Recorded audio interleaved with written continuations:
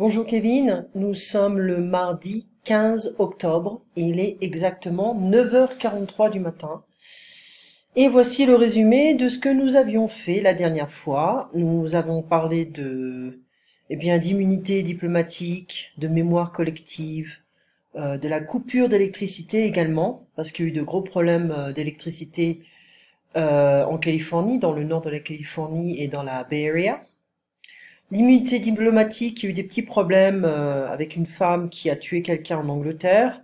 C'est la femme d'un diplomate et donc elle a profité un petit peu de l'immunité de son mari pour éviter la justice anglaise. Elle est américaine et elle est repartie vivre aux États-Unis. Voilà.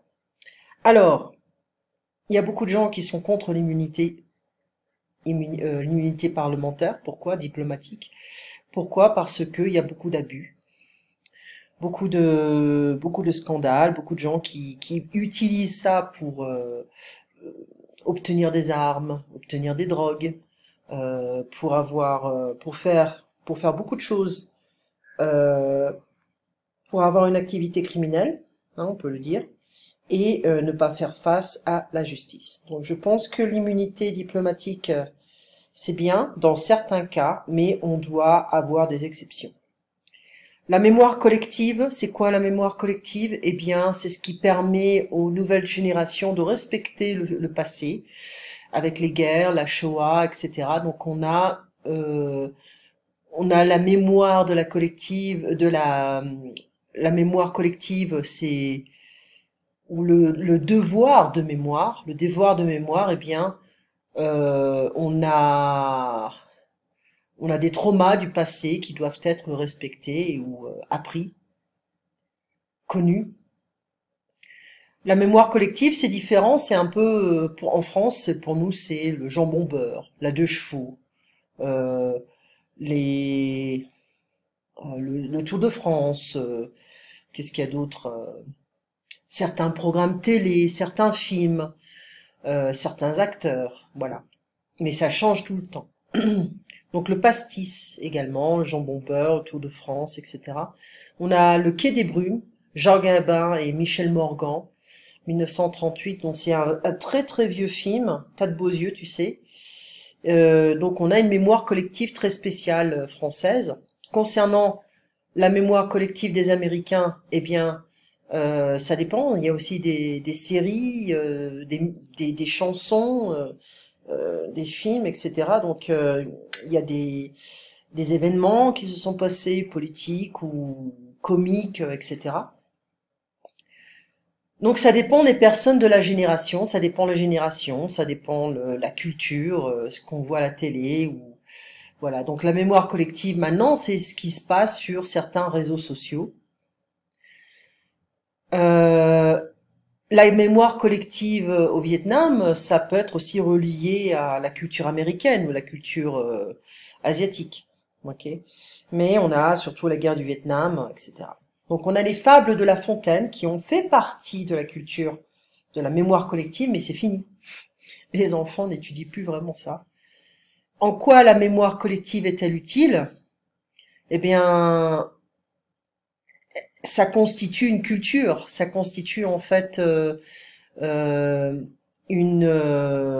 comment dire, une appartenance à une culture. Voilà, donc tu te souviens quand il passait ce film, ou le film du dimanche soir sur TF1 ou Antenne 2 ou RF, c'était quoi la troisième chaîne? C'était pas France 3 à l'époque, c'était un autre nom. RF3, je crois, FR3, je crois. Donc en quoi la mémoire collective est-elle utile? Eh ben ça fait partie, ça crée une culture, voilà, ça crée une culture nationale. On parle dans certains cas de devoir de mémoire. Donc qu'est-ce que tu comprends cette expression? Oui, qu'en penses-tu? Eh bien, c'est pour éviter de répéter les traumas du passé. On apprend certaines choses. Pour éviter la répétition de mauvais traumas, on apprend du passé, on évolue normalement, on progresse psychologiquement, mentalement. Et à part ça, on a également eh bien, le devoir de mémoire. C'est une expression qui désigne l'obligation morale de se souvenir d'un événement historique tragique et de ses victimes, la Shoah, génocide des natifs américains, l'esclavagisme, euh, af- afin de faire en sorte qu'un événement de ce type ne se reproduise pas. On a aussi un devoir de mémoire pour le 11 septembre, hein, donc il y a d'autres événements, voilà, comme ça. On a aussi le devoir de mémoire avec ce qui s'est passé en France avec les attaques terroristes. Hein, donc on change la loi pour éviter les répétitions. Donc ça, c'est le texte qui fait partie du livre Expression 3. La mémoire collective des Français, un patrimoine culturel. Qu'ils aient de la mémoire ou qu'ils n'en aient pas, il y a des choses dont tous les Français se souviennent. Les noms de certains personnages de notre histoire, par exemple, ils évoquent chez la plupart d'entre nous les mêmes images, donc Vercingétorix, le vaillant Gaulois, le bon roi Saint-Louis, la jeune et courageuse Jeanne d'Arc, Louis XIV, le roi Soleil ou Napoléon l'empereur conquérant. Littéraires ou pas, tous les Français connaissent les fables de La Fontaine et beaucoup d'entre eux sont capables d'en réciter quelques vers de mémoire. D'autres écrivains illustres comme Molière, Corneille ou Balzac font aussi partie de ces références communes. Mais la mémoire collective n'est pas toujours aussi sérieuse.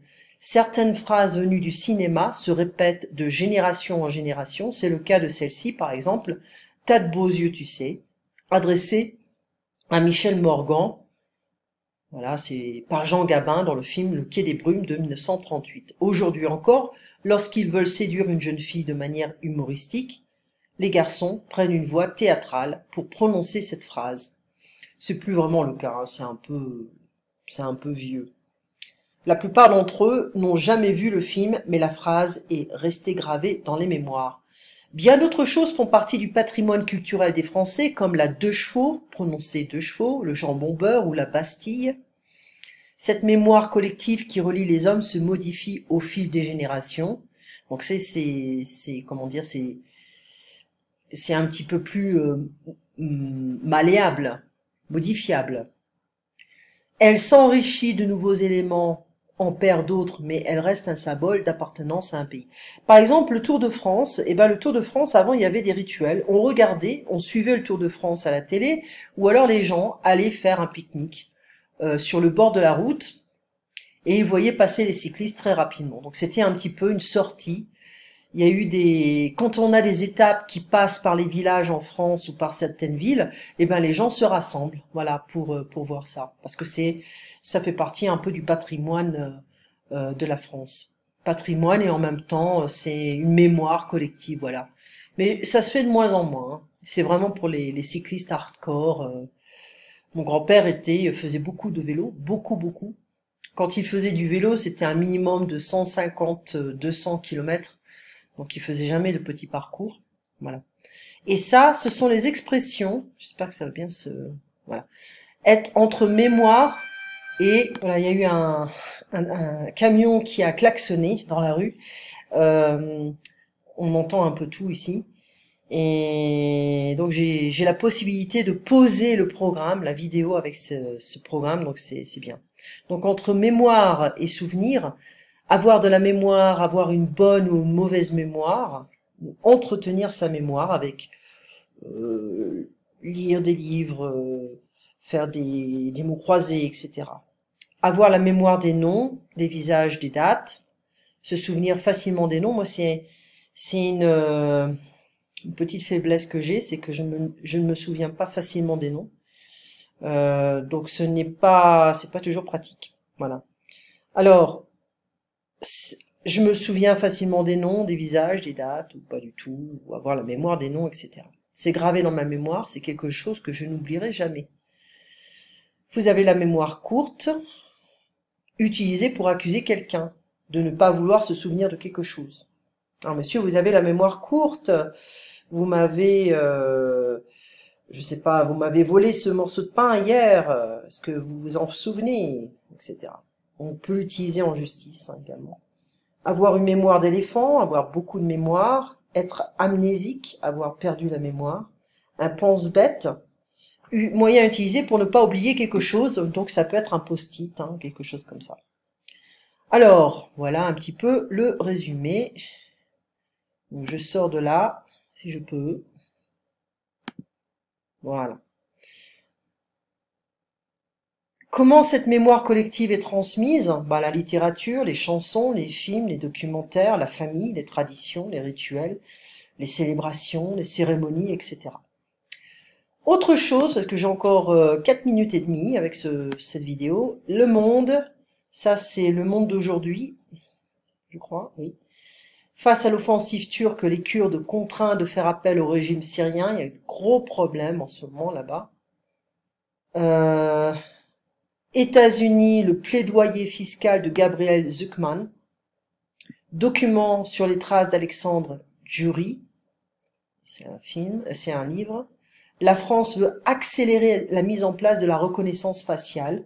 Recherche de suspects dans les fichiers de caméras de vidéosurveillance, outils de surveillance embarqués permettant d'enregistrer les visages des passants au fil de l'eau.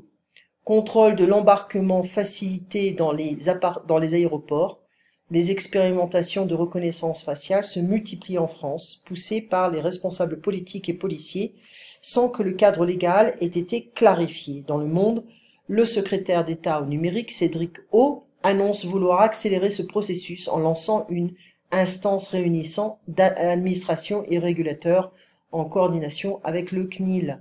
Il faut un débat citoyen sur le sujet afin d'examiner les questions légitimes entre usage, protection et liberté. C'est déjà le cas en Chine. Ils n'ont pas demandé l'avis aux Chinois. Voilà, c'est ce qui se passe. Moi, ça me fait un peu peur. Franchement, ça me fait un peu peur. Et je pense que c'est une excuse pour rendre la société encore beaucoup plus stricte. Tout a commencé avec le 11 septembre où on a rendu le pays invivable, impossible de voyager tranquillement sans avoir des lignes, des queues de gens qui vont passer le contrôle d'identité.